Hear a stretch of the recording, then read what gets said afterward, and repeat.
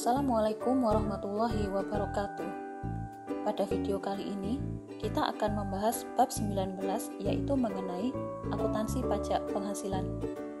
Di bab ini, kita akan mempelajari tentang adanya perbedaan basis antara standar akuntansi berterima umum, misalnya IFRS, dengan regulasi perpajakan yang diminta oleh otoritas pajak yang seringkali menyebabkan perbedaan pencatatan bagi perusahaan.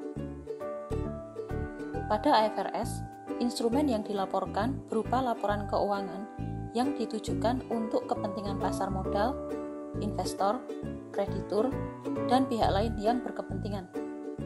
Sedangkan dengan regulasi perpajakan, instrumen pelaporan berupa surat pemberitahuan pajak atau SPT yang ditujukan untuk kepentingan otoritas pajak. Berdasarkan basis pengenaan pajaknya, IFRS menggunakan laba sebelum pajak atau pre-tax financial income, sedangkan regulasi perpajakan menggunakan laba dikenai pajak atau taxable income. Beban pajak yang dihitung berdasarkan IFRS dicatat sebagai biaya penghasilan pajak atau income tax expense, sedangkan berdasarkan regulasi perpajakan, nominal pajak dicatat sebagai utang pajak penghasilan atau income tax liability. Dalam akuntansi pajak penghasilan, terdapat dua jenis perbedaan pencatatan yang terjadi, yaitu 1. Perbedaan temporer, dan 2. Perbedaan permanen. Pertama, mari kita bahas mengenai perbedaan temporer. Perbedaan temporer adalah perbedaan basis perpajakan dari suatu aset atau liabilitas yang akan menghasilkan taxable amounts atau deductible amounts di tahun mendatang. Future taxable amounts akan memunculkan akun deferred tax liability, yaitu akun yang menjelaskan adanya sejumlah pajak yang akan harus dibayarkan di masa mendatang sebagai hasil dari taxable temporary differences pada akhir tahun berjalan. Sedangkan future deductible amounts akan memunculkan akun deferred tax asset, yaitu akun yang menjelaskan adanya sejumlah pajak yang dapat diterima kembali atau disimpan oleh perusahaan di masa depan sebagai akibat dari adanya perbedaan temporer yang dapat dikurangkan dari nominal laba bersih pada akhir tahun berjalan. Contoh dari perbedaan temporer misalnya, perbedaan metode depresiasi aset, penerimaan penjualan berbasis akrual, dan kas. Kedua, perbedaan permanen. Perbedaan permanen adalah perbedaan yang berpengaruh hanya pada satu periode ketika terjadinya dan tidak memberikan future taxable or deductible amounts. Perbedaan ini biasanya muncul dari komponen yang masuk dalam perhitungan pre-tax financial income, namun tidak akan pernah bisa dimasukkan dalam taxable income atau sebaliknya. Contoh dari perbedaan permanen adalah adanya biaya yang tidak dapat dikurangkan oleh regulasi perpajakan, misalnya biaya sumbangan, adanya pengakuan pendapatan bunga yang diterima pada jenis obligasi pemerintah tertentu, dan sebagainya. Berikutnya, mari kita bahas sebuah ilustrasi mengenai perlakuan akuntansi pajak penghasilan. Soal dapat kalian baca sebagai berikut.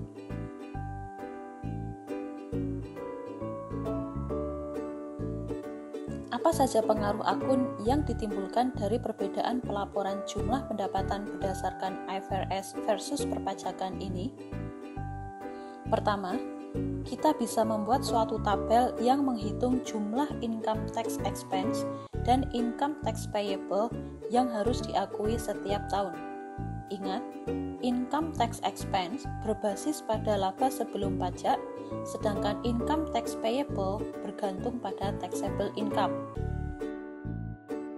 Melalui perhitungan ini, diketahui bahwa terdapat perbedaan antara income tax expense dan income tax payable sebesar $12.000 pada 2019, $8.000 pada 2020, dan $4.000 pada 2021. Pada 2019, income tax expense lebih besar $12.000 dibandingkan income tax payable. Artinya, Chelsea harus mengakui deferred tax liability sebesar $12.000. Jurnal yang harus dicatat oleh Chelsea adalah income tax expense didebit sebesar $28.000, income tax payable dikredit sebesar $16.000, dan deferred tax liability dikredit sebesar $12.000. Pada 2020, income tax expense lebih rendah $8.000 dibanding income tax payable, sehingga Chelsea harus mengakui penurunan deferred tax liability sebesar $8.000 di sisi debit.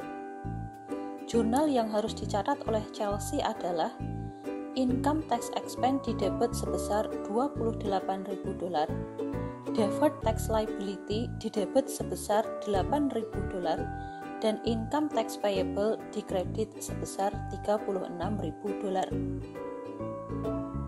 Terakhir, pada 2021, income tax expense lebih rendah $4.000 dibanding income tax payable, sehingga Chelsea harus kembali mengakui penurunan deferred tax liability sebesar $4.000 di sisi debit.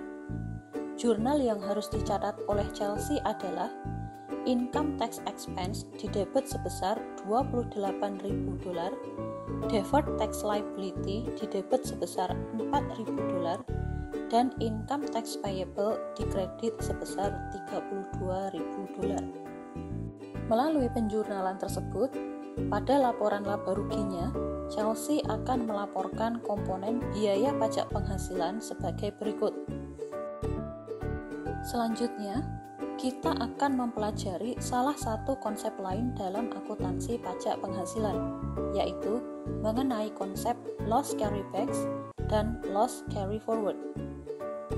Hukum pajak memungkinkan pembayar pajak menggunakan kerugian yang dialami dalam suatu tahun untuk mengoffset atau menghapus laba di tahun yang lain. Loss carryback terjadi ketika perusahaan mengalami kerugian dan meminta kompensasi berupa pengembalian pajak penghasilan yang telah dibayarkan di tahun sebelumnya. Sedangkan loss carryforward terjadi ketika perusahaan mengalami kerugian dan memanfaatkan kerugian tersebut untuk mengurangi pengenaan laba pajaknya di tahun mendatang. Di Indonesia sendiri, mekanisme kompensasi kerugian yang diperbolehkan hanyalah loss carryforward. Untuk memahami adanya loss carryforward di Indonesia, kita akan menggunakan ilustrasi yang terjadi pada Groh Incorporated dengan modifikasi. Pada 2018, Groh mencatatkan kerugian sebesar $100.000. Otoritas pajak tidak memperkenankan adanya loss carrybacks dan hanya memperbolehkan loss carryforward selama 5 tahun. Tarif pajak sebesar 40% dan diasumsikan tidak berubah di periode mendatang. Di tahun 2019 dan 2020, Groh mencatat laba sebesar $50.000 dan $75.000. Dalam melakukan loss carryforward, ada dua opsi yang dapat diambil Groh, yaitu pengakuan dan non-pengakuan.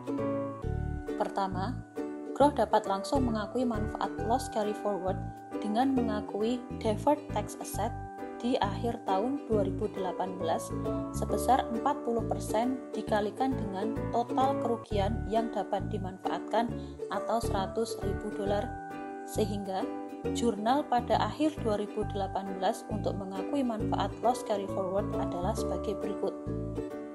Deferred tax asset di debit $40.000, benefit due to loss carryforward atau income tax expense di kredit $40.000. Sehingga pada laporan laba rugi tahun 2018, Groh akan mencatat rugi bersih sebesar $60.000. Selanjutnya, di tahun 2019 dan 2020, Groh memperoleh laba sebesar $50.000 dan $75.000. Maka, Groh dapat memanfaatkan deferred tax asset untuk menghapus kewajiban pajaknya di tahun 2019 sebesar $20.000 atau 40% dikalikan $50.000 dan di tahun 2020 sebesar $20.000 atau 40% dikalikan $100.000 dikurangi $50.000. Opsi kedua, pada akhir 2018, Groh tidak mengakui adanya deferred tax asset karena deferred tax asset tidak diakui hingga Groh mengetahui bahwa keuntungan dapat realisasi. Pada 2019, Groh terlebih dahulu mengakui deferred tax asset dengan didebet 40% dikalikan $50.000 dan mengakui benefit due to loss carry forward di kredit. Selanjutnya, Groh mencatat income tax expense dan mengkredit deferred tax asset sebesar biaya pajak tahun tersebut. Pada 2020, Groh kembali mengakui terlebih dahulu deferred tax asset yang tersisa. Kemudian, Groh mencatat biaya pajak berdasarkan laba 2020 dan mengkredit deferred tax asset dan sisanya dicatat sebagai income tax payable. Demikianlah video pembelajaran singkat mengenai akuntansi pajak penghasilan ini. Silahkan mempelajari materi secara lebih mendalam dengan membaca penjelasan yang ada di buku teks. Sampai jumpa di video pembelajaran selanjutnya.